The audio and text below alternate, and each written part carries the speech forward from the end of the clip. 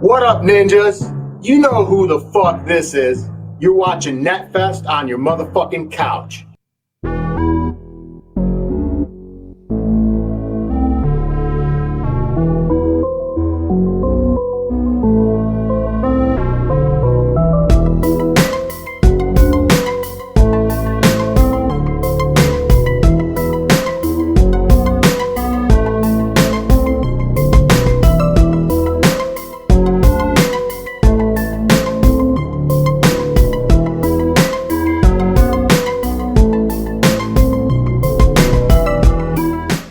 What up and welcome to the Beneath the Dirt podcast. I'm your host, Rombone.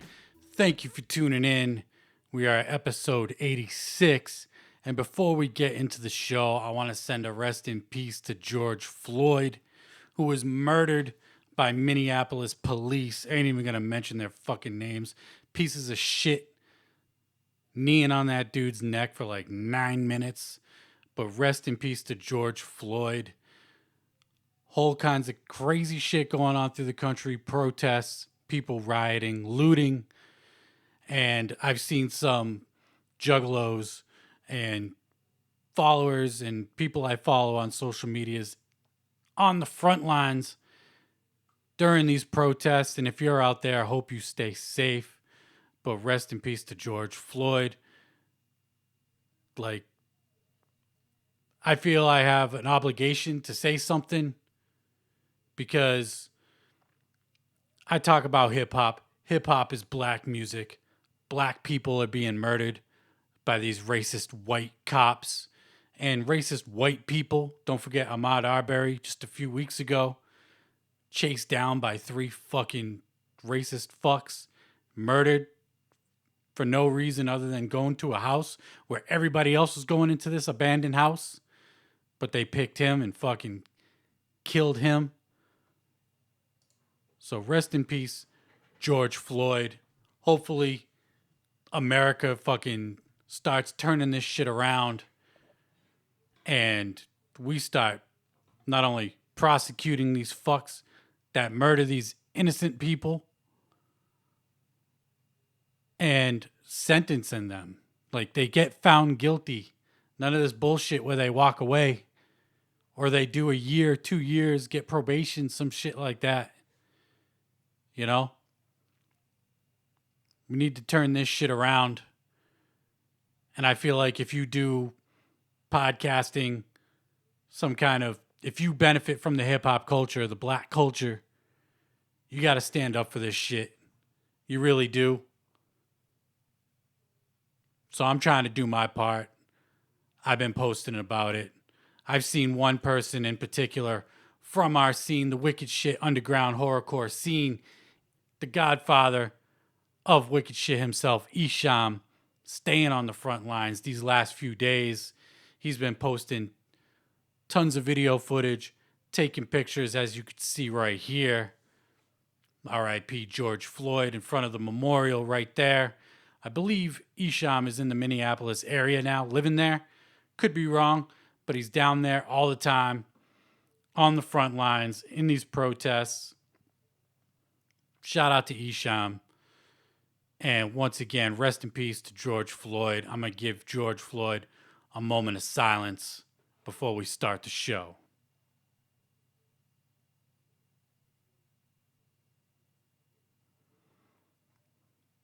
Rest in peace. And I hope they find these pig fucks guilty and they charge all 4 of these motherfuckers. And I don't blame anybody for protesting, looting, rioting, anything like that. But let's get into the show. New music this week. We got some news. You heard the snippet in the beginning. If you don't know, we'll talk about it in a little bit. NetFest went down on Saturday. Whole bunch of shit revealed during NetFest. A lot of ill performances, a lot of whack performances. But new music this week, we got Axe Murder Boyz. They dropped their EP, Fatality, on Friday. 7 tracks. One of them is an intro. And so it's six songs with the intro. Coming in at 17 minutes long. We've heard 3 out of the 6 songs. I wish they didn't release half the EP before it was released. Maybe 2 of the singles. You can look for me to do a review this week on the EP. I got it a couple days before. Friday, I got the hard copy. So I've been bumping it since Wednesday. And this shit is dope, though. Real quick, this shit is dope. Produced by Young Wicked, mixed by Young Wicked, sounds great. Bones Dub leveling up like crazy. Dope EP. Jamie Madrox is the only guest feature on here. Really dope. Yeah, check this EP. If you're a fan of Axe Murder Boyz, these dudes just keep getting better and better. Bones Dub leveling up. Young Wicked bringing that heat like he usually does. Fucking fire. Definitely check out that new Axe Murder Boyz. It's fresh as hell. We got another EP. I'm going to call it an EP because it's only 8 songs coming in at 26 minutes. Joell Ortiz and Crooked I, both formerly of Slaughterhouse. They came together, put out a new project. Hard, H-A-R-D. Executive produced by Heatmakers. Heatmakers always got that fire production. They produced that Jim Jones album I praised all last year. They produced 3 tracks on here. I've listened to it almost twice through now, and this shit is dope. Joell Ortiz is on fire. Joell Ortiz been on fire. You know, he dropped Mona Lisa, Gorilla Glue, Monday. Dude, stay consistent. Dude is like actually leveling up, if you ask me. Joell Ortiz going hard as fuck. And Crooked I just body shit as well. So 1.5 listens through. I'm digging it. I'm going to be bumping it some more. I'm loving the Heatmakers production. Not really sure who else did production on there. But you got that Caddy Bump, LBC, some West Coast shit from Crooked I. Fire. Really dope. Wolves. Joell Ortiz. Fire. Just, this EP is really dope. Only listened to it 1.5 times through, but I'm digging it. Really dope shit. And then we got a brand new EP from Flea Lord. 10 songs coming at 21 minutes. Super short. Haven't got a chance to listen to this one yet. But Flea Lord, he just put out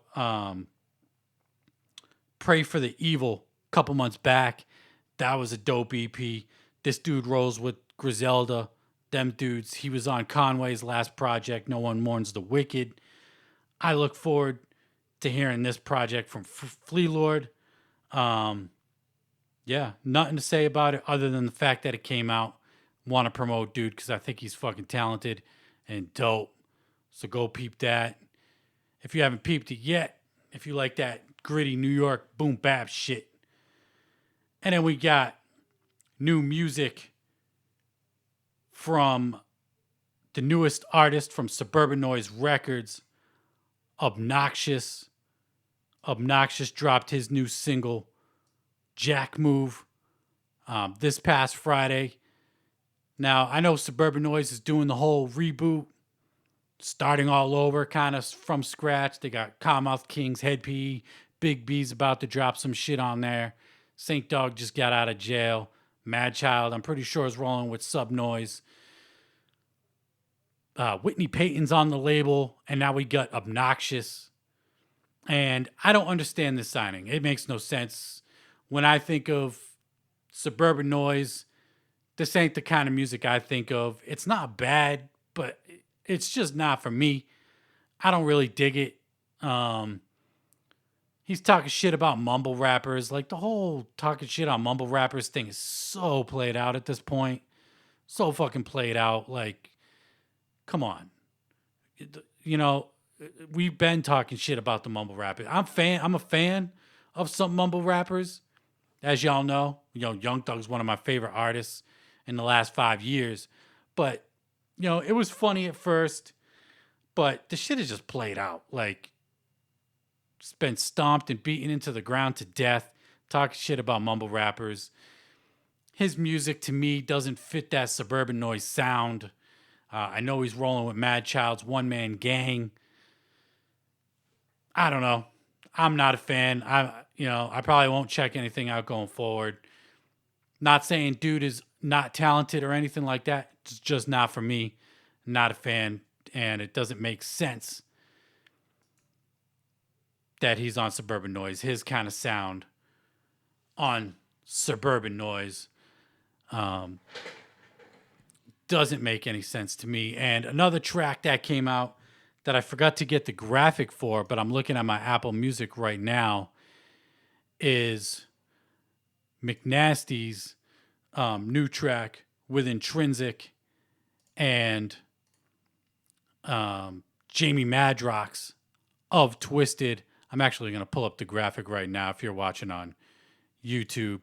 He just dropped Green Light. Sorry for the technical delay, but he just dropped Green Light with Intrinsic and Jamie Madrox. They actually premiered it during not premiered it, but had a video for it during NetFest. I fuck with McNasty heavy.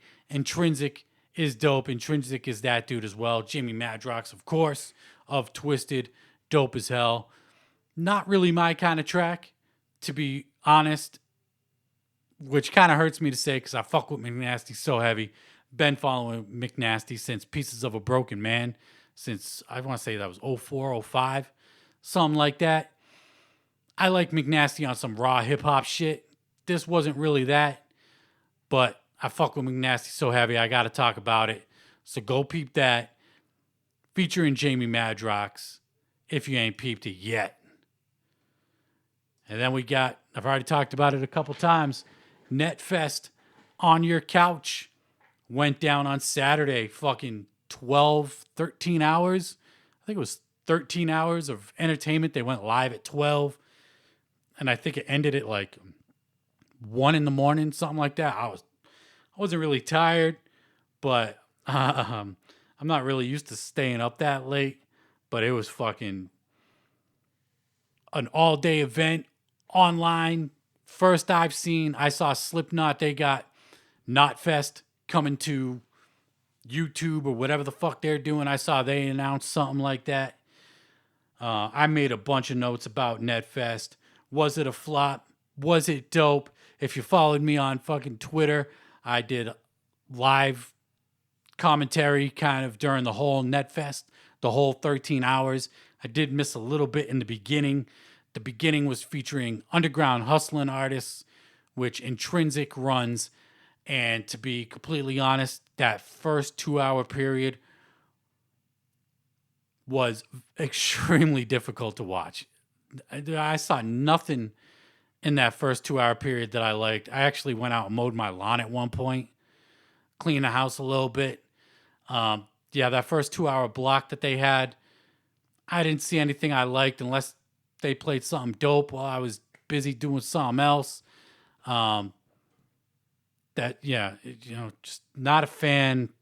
I try to support up and comers as much as I can, but like I said during my live tweeting during NetFest, I said I love the underground horrorcore wicked shit scene, but goddamn, a lot of that shit sucks, and it does suck really bad. I'm trying to think. During that first 2-hour block, actually, the very last segment was 9 Mills Resno. Shout out to my dudes 9 Mills and Resno out of Worcester. I fuck with those dudes heavy. I actually got to go back and play their segment. I missed it, but I did catch the very tail end of it. Shout out to them. I don't know if they played a new song or if they just had some kind of skit or whatever, but those dudes are the shit, and they put out dope music. But everything else that I saw during that first 2-hour segment was very painful to watch. And then the second segment, the pre-show, we had a lot more painful shit and a lot less painful shit to watch. Some of the less painful shit to watch was Draven, Twisted's drummer. You've seen him on the Warped Tour. You've seen him doing other tours with Twisted as their drummer. Draven reads mean comments was the funniest shit throughout the whole NetFest night. Though all those segments were fucking great. Draven reading comments about himself. It was like Twisted was the demented duo, and then they added Draven to the group, and now it became the ambiguously gay trio. Fucking hilarious. give Draven an award for his performance on Draven Reads Mead Comments.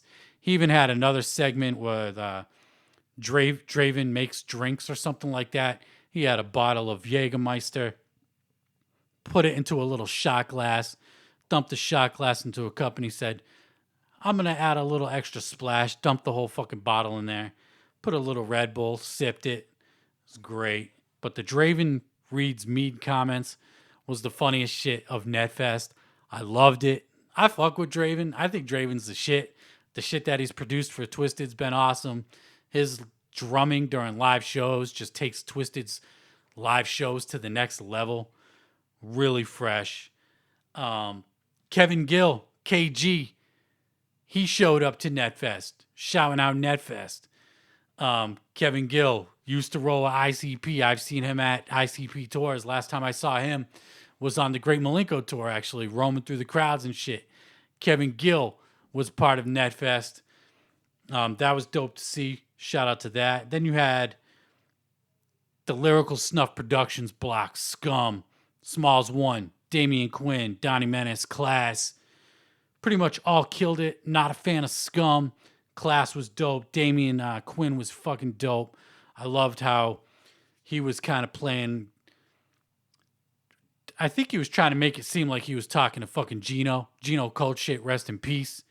And they even premiered, I think, a new track off their new album coming at some point. They said whenever this COVID shit is over, called Sick at Heart. The last Dark Half album is called Sick at Heart, dropping sometime. I would love for it to drop this year, to completely honest. I fuck with Dark Half heavy. Dark Half is the shit. And I want that last album, Sick at Heart. Rest in peace, Gino. Scum was rocking the Fuck the Police shirt. Shout out to Scum for that. Perfect time to wear that Fuck the Police shirt for what we're going through right now in this country. Very fucking fresh of Scum to rock that Fuck the Police shirt. So, LSP as a whole killed it. Those dudes been grinding for the last 10, 15 years. And they're doing it. They got the fan base. And a lot of dope music to go with it. I fuck with Class heavy. Donnie Menace heavy. Dark Half heavy. Really fresh segment from LSP. And then we saw Clockwork. Clockwork, formerly of Gorilla Voltage. That was dope to see. Clockwork is that fucking dude. We've been talking about him on this program. His new singles. He played Half Man, Half Machine. His newest single that he dropped, Fire. Fire. He killed it. Love Clockwork. Can't wait for solo Clockwork. Mr. Gray even showed up. He played some acoustic shit off his acoustic. I guess he's got an acoustic album coming out. I thought he had a metal album coming. Apparently he's got an acoustic album coming. Wasn't feeling that shit really. But Clockwork killed it. Shout out to Mr. Gray, because his solo album, Vicious Vendetta, is pretty dope as well. Don't sleep on that if you've been sleeping on that. ROC. The ROC came out. The main show. You know, even that second segment was a lot of painful shit. You had some dope skits from Draven. From some other people. I can't remember off the top of the head. I missed a lot of notes. But I got a lot of notes at the same time. Second segment was kind of, I'd say 60-40. 60% painful to watch. 40% like, okay, this ain't bad. Because you had the Lyrical Snuff, Clockwork. There was a couple other people too. Can't remember off the top of my head. Like I said, missed a bunch of notes. But got a bunch. And then we had the main show. The ROC came out. He was the first up. ROC killed it. I fuck with ROC heavy. Don't sleep on his new EP, Monsters Ain't Real. He had a nice little medley of tracks he was playing throughout his set, shit off Digital Voodoo.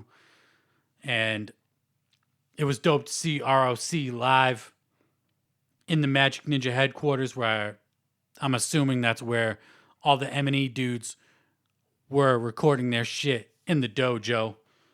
So that was fresh to see. And then we got a performance from the Dirtball. I fuck with Dirtball heavy, excuse me. I fuck with Dirtball heavy. Skull Hollow, one of my favorite albums of last year, top 10 albums from last year. He put on an ill performance up at the Throttle House, wherever he is I believe he's up in Oregon, something like that. That was fresh to see from Dirtball, but not only that, we got an announcement at the end of his set, brand new album, Back of the Woods, out late summer 2020. So in just a few months, we could be getting a new album from the Dirtball. I know I had Ruckspin, who did some production and mixing on the Dirtball's last album. He hopped in one of my IG lives recently saying that the album should be coming out this summer. He's got production from Kumagai on here again. Kumagai produced the majority of his last album, Skull Hollow, which made it so fucking great because Kumagai has that fire production. You know Kumagai from Cottonmouth Kings, from High Society forward. He did everything Cottonmouth Kings, and that dude's production is fire. So, new Dirtball album, Back of the Woods, dropping end of summer 2020. Can't wait for that album to drop. Another great skit that we got was Buck Norris, Buckshot of Underground Avengers, mob style music. Buckshot came out dressed up like Chuck Norris, had the bandana, the fucking beard, long hair. He's talking shit about people at the stores, COVID-19, not wearing masks, not properly social distance themselves, getting that buck slap, getting the buck slap. That was great. Shout out to Buckshot for that. That was one of the most entertaining things, skits wise throughout the whole night. Buck Norris was fucking hilarious. And then we had Lex the Hexmaster. Lex the Hexmaster performed, I think he performed Chill Mode. Could be wrong about that. No, he actually performed his new single that he just dropped. Can't remember the name off the top of my head, but he performed his new song, and they actually showed him in the studio recording the shit, which was fresh. I love that in-studio kind of behind-the-scenes footage. Really fresh.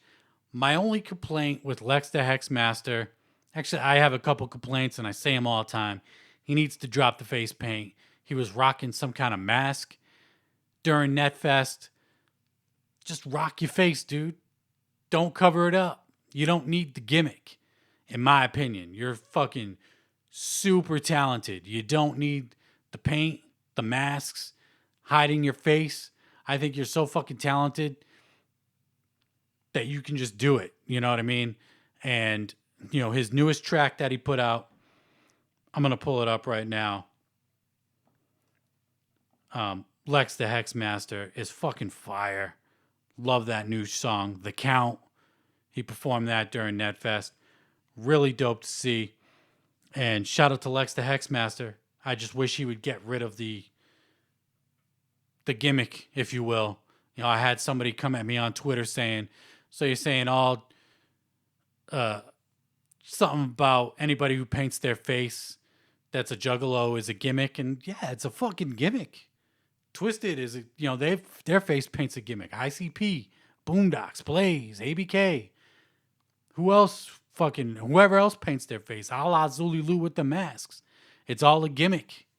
Some of it works, some of it don't. I think Lex's doesn't. He should ditch it. But I digress. He's still fucking fresh as hell. Talented as fuck. The Count is a fire track. Peep it if you ain't peeped it. Definitely looking forward to new Lex the Hexmaster. And then we got the Wasted 4 music video. Twisted, Blaze, ABK, Axe Murder Boyz, Binks, off the Mad Season album. It was an okay video. I mean, you could tell they shot it on cell phones once again. It was okay. Fire track. Love the song. Video's just okay to me. It's cool to see they premiered it during Netfest, though. You had Murs. Murs, formerly signed to Strange Music. He did that album with Mayday, Murs Day. His performance, he was in his living room performing shit. Dude's jumping on his couch and shit, wilding the fuck out. My cats were mosh pitting during the fucking his set. It was funny. I live tweeted that when it happened. That was dope. Murs killed his performance. That was fire. We had, speaking of Mayday, Mayday was on there too. They showed a portion of a live set that they have up on their website. That was dope to see. Not a fan of Mayday, but those dudes know how to put on a show. And then we had Mikey Clark. Mikey Clark, former producer of Insane Clown Posse at this point, producer of Project Deadman, which I was hoping to happen, but it didn't happen. We got no PDM. We did get a brand new track from Mikey Clark. Dude was in the woods. He's like, this is the brand new funhouse right here. It was like some makeshift TP looking thing in the woods. He walks into it. Boom, you're in the fucking studio of the funhouse. I thought that was fun. And then he premiered a new track. The new track was cool. And it's always dope hearing new Mikey Clark, but I was really hoping we were going to get PDM. Prozac was on the show. He had a couple little segments shouting out NetFest on your couch as well. So disappointed in no PDM. Still fresh to hear some new Mikey Clark. It was cool to see Prozac as well. Put my notes over here so I could see him better. A La Zulilu premiered The Parish. Brand new music video. They recorded the shit a few months ago at Astronomicon, and it finally premiered during NetFest on your couch. I was hoping we were going to get some kind of performance, but all we got was the music video from A La Zulilu. Fresh ass video. Whole bunch of motherfuckers wearing the forever faces. I thought it was dope. Love A La Zulilu. So, The Parish is off the Almighty, their debut album on Majik Ninja. The opening track to the album, a fire fucking way to open the album too. Like, I fucking love that album so much. So it's fresh to see A La Zulilu. And then we had this dude, this next segment was worse than any underground hustling performer. He was the worst thing of NetFest on your couch. And I'm only talking about fucking Nekwo. This dude was fucking terrible, son. This dude was fucking so bad. So bad. All he did was talk about going on tour and groupie stories. It was so cringe. So cringe. It was so bad. So bad. Fuck Necro. I'm not a fan of Necro. I'll say it. Fuck it. Dude is... I can't stand dude at this point. Like... I don't know. He lives in his own fucking world, does what he wants, says the fucking dumbest shit, disrespectful to like people on the street, the video clips that he posts. Fuck Necro. I had a bunch of his CDs, sold them. I don't give a fuck. Everybody says, well, you already gave him his money, blah, blah, blah. I did, but fuck that. I can't stand Necro. Worst segment of NetFest on your couch. By far. I don't even know why they put that shit in there. Fuck Necro. That shit was terrible. Terrible. And then we had a performance from Young Wicked. Fire. Young Wicked killed his performance. It looked like he was just chilling in the crib in his little home studio in Colorado. I'm sure that's where he's at these days. He performed a couple new singles that he has.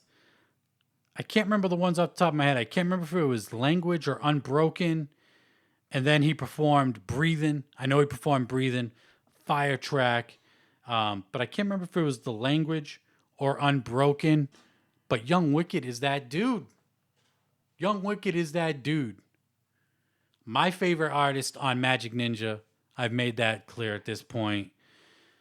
All around most talented, in my opinion. Yeah, he's arguably the best rapper on Majik Ninja. A La Zulilu, those dudes are they rap their asses off. Monoxide is like, he's probably my favorite rapper wise, skill wise I should say. He's probably the best on Magic Ninja. But Monoxide, I mean, Young Wicked is right there. And this dude performing those songs, like it ain't easy. It can't be easy to breath control, spitting that fast shit like that. Fire. He killed his performance. Young Wicked is that dude. Shit was fire. R.A. the Rugged Man showed up. R.A. the Rugged Man chilling like in his kid's playroom, performing some new shit off his new album, All My Heroes Are Dead. Not a big fan of R.A., but this performance was dope. Like, if I'm not a fan and you do some dope shit, I'm going to talk about it. This dude was sick, coughing up, you know, had his kids wilding out. One of his kids had like one of those sock and boppers punching him in the head and shit. It was really dope. R.A. killed his segment. Boondocks performed.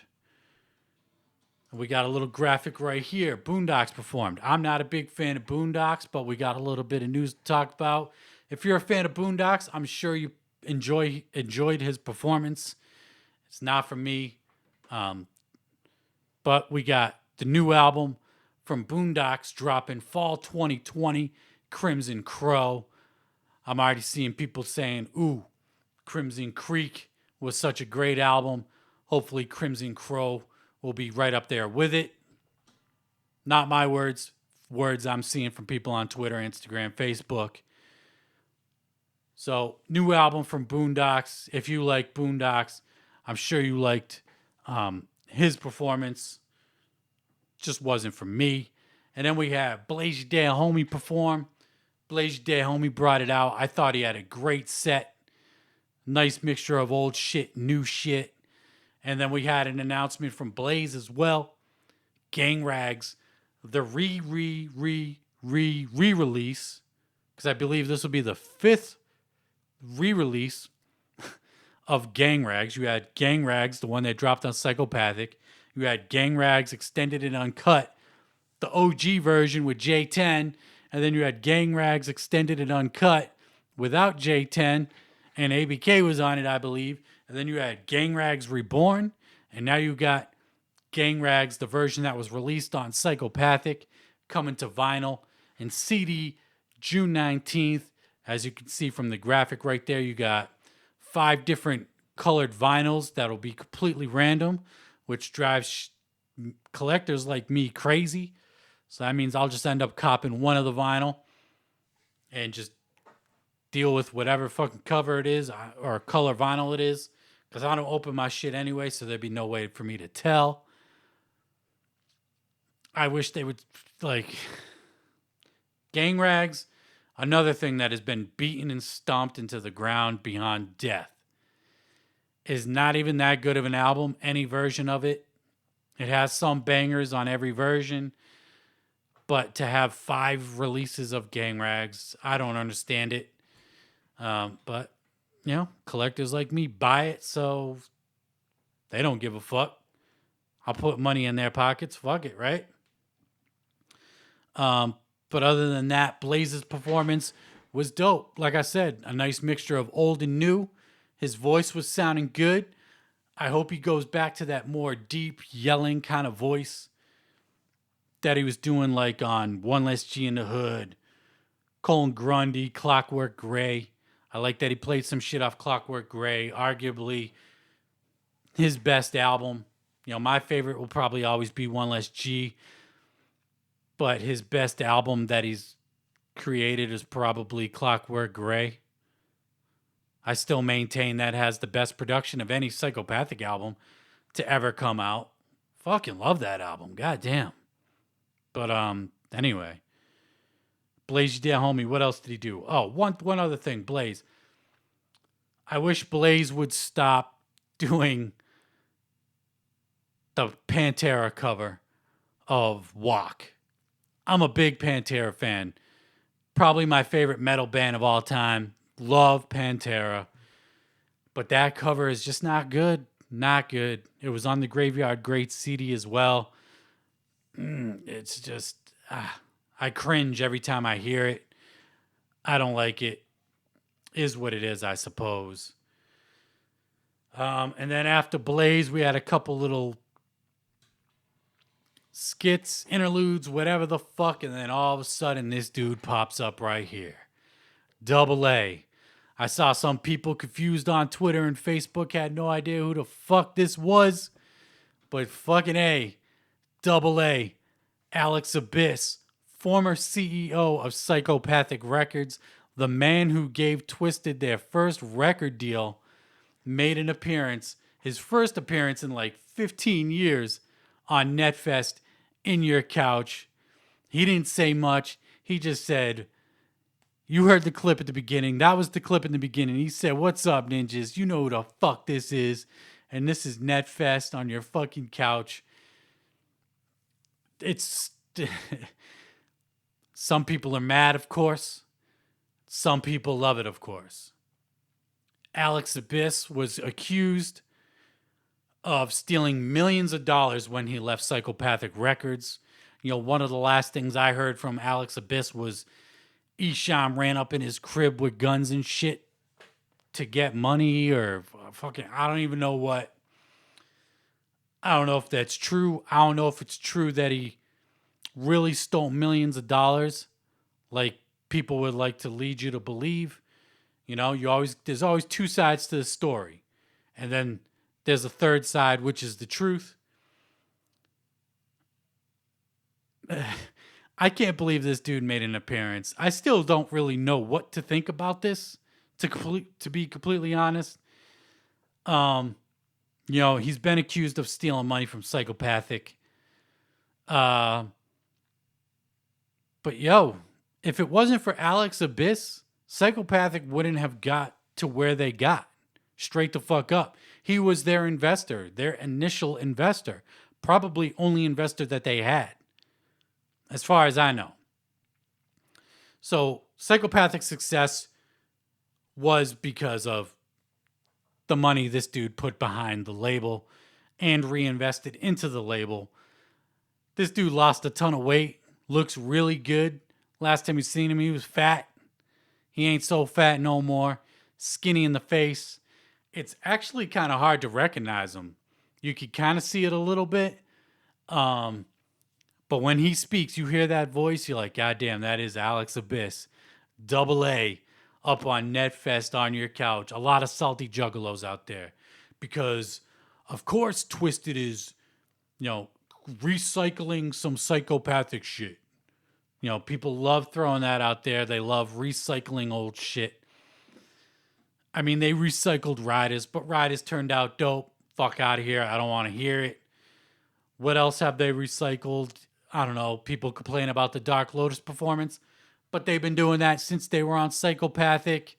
People love bitching at Twisted for no other reason than to bitch at Twisted. The Double A appearance was fresh, if you ask me. Yeah, no crazy, I don't know.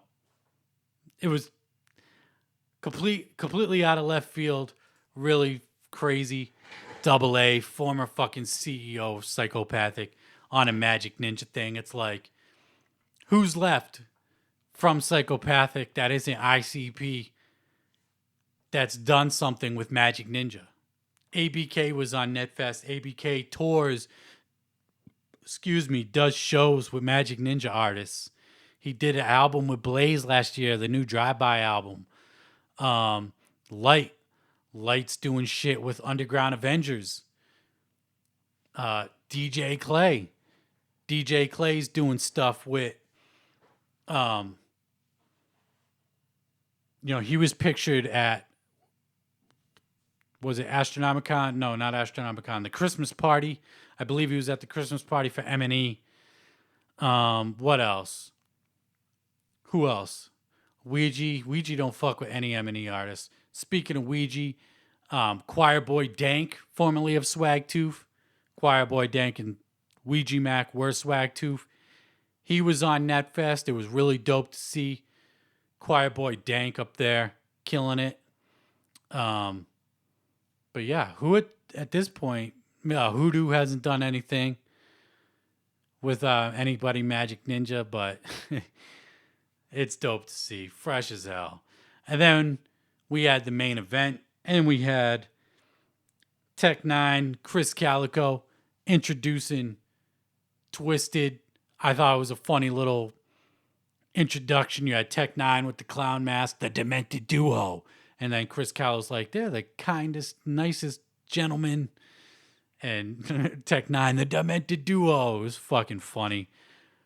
Shout out to Tech Nine and Chris Calico for that. That was a funny little skit introducing Twisted. And then Twisted came out, rocked it in the dojo for like 20, 30 minutes. Really dope set list from Twisted. A lot of old, a lot of new. It was a nice mixture. Monoxide's commentary throughout the Twisted performance was the greatest shit ever. You know, when they performed Rock the Dead, they have that breakdown where they usually talk to the crowd. I want everybody to get the fuck up. I want everybody to jump. You know, they always do that. I want everybody to jump. You know, when the chorus hits, whatever, on the count of 3, he's like, I want you to clear out your area rugs, get your animals out of the way. You know, I still see some cats out there. Get the cats out of the way. It was great. Monoxide's commentary was fucking hilarious. I actually loved the way they did the encore. They did Love Don't Live Here Anymore. And then it went black. And then all of a sudden they came out to Rock the Dead. Fire. Really dope performance from Twisted. Yeah. Really dope performance from Twisted.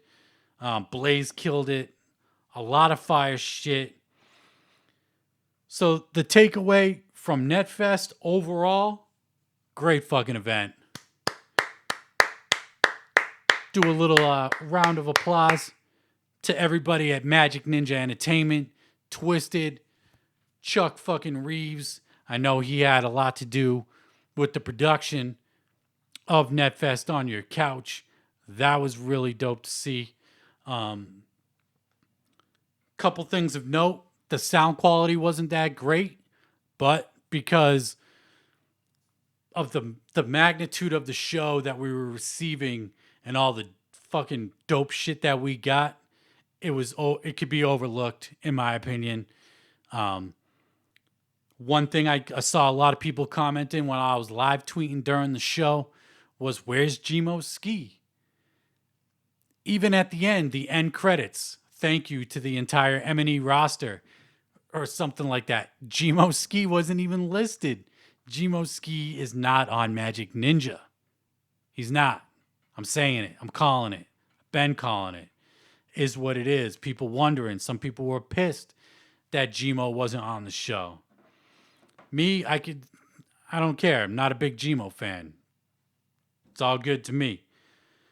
But yeah, 13 hours from noon to 1 a.m. Really dope event from Majik Ninja, Astronomicon, Twisted, Chuck Reeves, George. Shout out to everybody that was involved. Mike Winiger. Fucking great event. I left fucking completely satisfied, went to bed. It was great. It was great. I'm seeing people saying that they want another. I hope they leave it at this. Don't do another NetFest. Leave it as a one-off. I don't know. I thought it was just an overall great event. We got tons of fucking funny shit from Draven. The Draven reads comments. Give that man an award. Loved it. And yeah. Dirtball killed it. Buck Norris with the buck slaps. Murs, Mikey Clark, Zool. That new Axe Murder Boyz Fatality EP. Go peep that. But thank you to Majik Ninja Astronomicon again for putting on that dope ass fucking performance. The festival, you know, they said it wasn't the first time you'll see something like this and not the last. Like I said, Slipknot's doing Nodfest online this year. Curious to see how that's gonna go. And I hope everybody's staying safe out there, whether you're doing the protesting or not. Rest in peace, George Floyd. And I'm Roll Bone of the Beneath the Dirt podcast. And until next time, I'm out. Peace.